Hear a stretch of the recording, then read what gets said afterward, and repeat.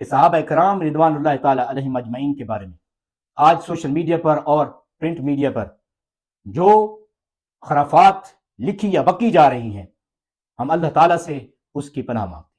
یہ جملہ معترضہ کے طور پر عرض کر رہا ہوں کہ اللہ رب العزت نے قرآن مجید کو، فرقان حمید کو وہ مقام عطا کیا ہے کہ اس کے مقابلے میں دنیا کی کوئی تاریخ، دنیا کی کوئی کتاب نہیں ٹھہر سکتی۔ مثال کے طور پر ہمیں ہزارہا کتابیں مل جائیں گی، اور اس دھرتی پر آج بھی دیکھیں تو عیسائیت کا مذہب سب سے زیادہ تعداد میں ہے۔ زیادہ تر لوگ، اکثریت اس آبادی، وہ عیسائیت کی پیروکار ہے۔ ان کا عقیدہ یہ ہے کہ حضرت عیسیٰ علیہ السلام کو مصلوب کیا گیا، صلیب پر چڑھایا گیا اور ان کو شہید کر دیا گیا۔ قرآن مجید کی آیت کا ایک چھوٹا سا حصہ، وَمَا قَتَلُوهُ وَمَا صَلَبُوهُ، انہیں نہ قتل کیا گیا یعنی شہید کیا گیا، نہ حضرت عیسیٰ علیہ السلام کو صلیب پر چڑھایا گیا۔ یہ آیت کا ایک چھوٹا سا حصہ ان کی ہزاروں کتابوں کی حوالے جات پر بھاری ہے۔